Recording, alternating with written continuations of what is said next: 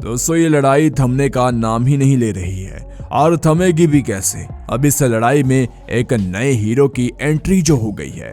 असल में अमेरिका ने ईरान, इराक और सीरिया के साथ साथ सारे मुस्लिम देशों को चेतावनी दे डाली है कि अगर इस आतंकवाद की लड़ाई में किसी ने भी हस्तक्षेप करने की कोशिश की तो उसका हाल बुरा होगा।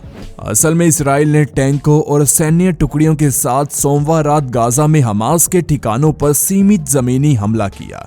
इजरायली सेना के प्रवक्ता के मुताबिक कई आतंकी ठिकाने निशाने बनाए गए हैं।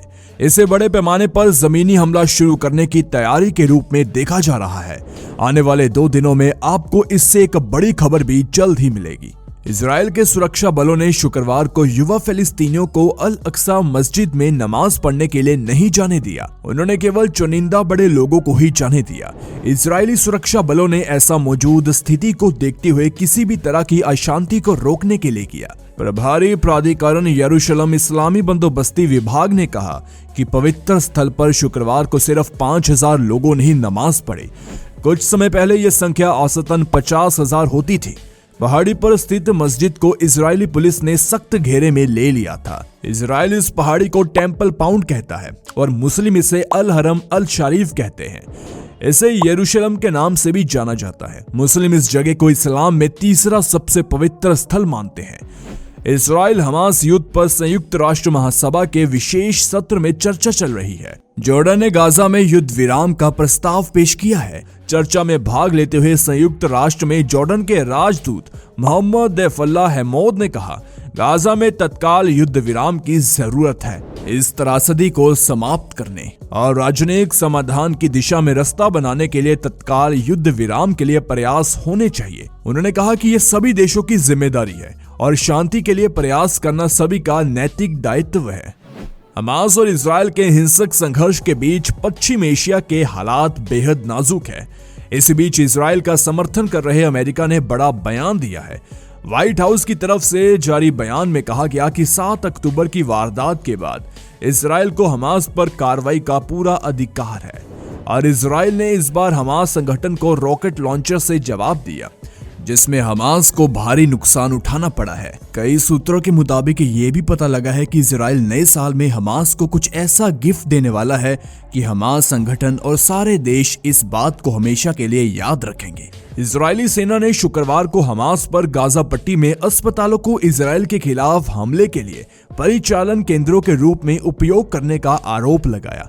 सैन्य प्रवक्ता डैनियल हैगेरी ने पत्रकारों से कहा, गाजा में हमास अस्पतालों से युद्ध छेड़ रहा है।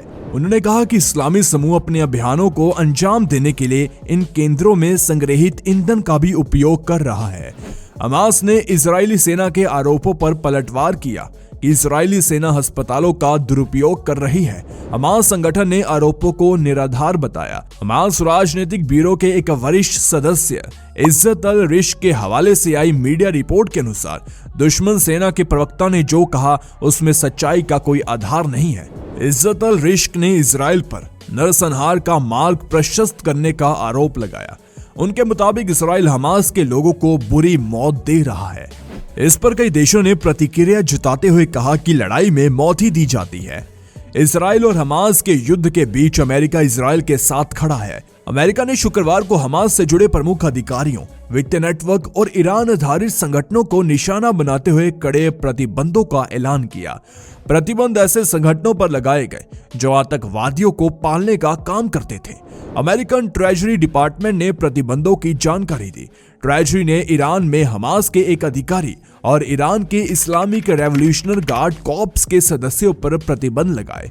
इसके साथ साथ गाजा आधारित इकाई पर भी प्रतिबंध लगाए गए हैं। इस पर हमास फलस्तीनी इस्लामिक जिहाद PIJ को अवैध ईरानी फंड दिलाने में मदद के आरोप है। अमेरिका ने इजराइल का समर्थन करते हुए साफ शब्दों में कह दिया है कि हम चाहते हैं कि हर उस संगठन का खात्मा कर दिया जाए जहां से आतंकवाद को शय मिलती है और उन्हें पाला जाता है।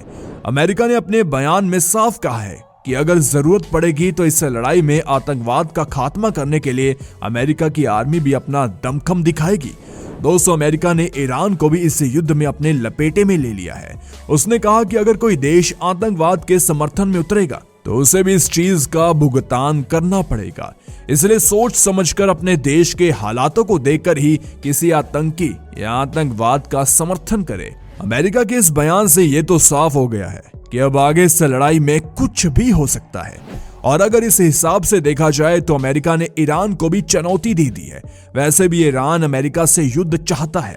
ईरान इस लड़ाई में फालतू कूद रहा है, उसका मकसद ही अमेरिका से युद्ध है। लेकिन आपको बता दें कि अमेरिका के हथियार संग्रहण के बारे में अभी पूरी तरह से सिर्फ अमेरिका ही जानता है। न्यूज चैनल में दिखाए जाने वाले हथियार के आंकड़े 30% सच होते हैं, क्योंकि कोई भी देश अपनी पूरी जानकारी कभी भी किसी मीडिया वाले से नहीं शेयर करता है। दोस्तों, इन सभी बातों को सुनने के बाद अब तो यही लग रहा है कि अभी तक जो हो रहा था वो केवल एक ट्रेलर था। असली पिक्चर तो अब 2024 में शूट होगी। साल 2024 के शुरू होते ही अमेरिका ने भी हमास संगठन को एक बड़ा झटका दे दिया है। अमेरिका की बातों से तो साफ लग रहा है कि इस बार अमेरिका फिर से उसी मूड में है जैसे कि उसने उसामा को उसके घर में घुसकर मारा था और कोई देश कुछ नहीं कर पाया था। और हम आपको एक बात बता दें कि इजराइल शायद इसीलिए अभी तक शांत बैठा था, क्योंकि अमेरिका और इजराइल की आगे को लेकर कुछ तो बड़ी प्लानिंग है। शायद ये दोनों मिलकर एक बार में गेम खत्म करना चाहते हो। अब आगे जो भी हो समझ में आ जाएगा, लेकिन अमेरिका के इस बयान से पूरे अरब देशों में खलबली मच गई है। इससे पहले इजराइल ने भी अभी तक सिर्फ एक बार ही हमास पर अपनी ताकत से हमला किया था, जब आईडीएफ के लड़ाकू विमानों ने दर्ज तुफा बटालियन के 3 वरिष्ठ हमास नेताओं को ढेर कर दिया था। मारे गए कमांडर में deputy battalion commander Ibrahim Jadba, battalion commander Rifat Abbas और combat support commander Tarek Maroof शामिल थे।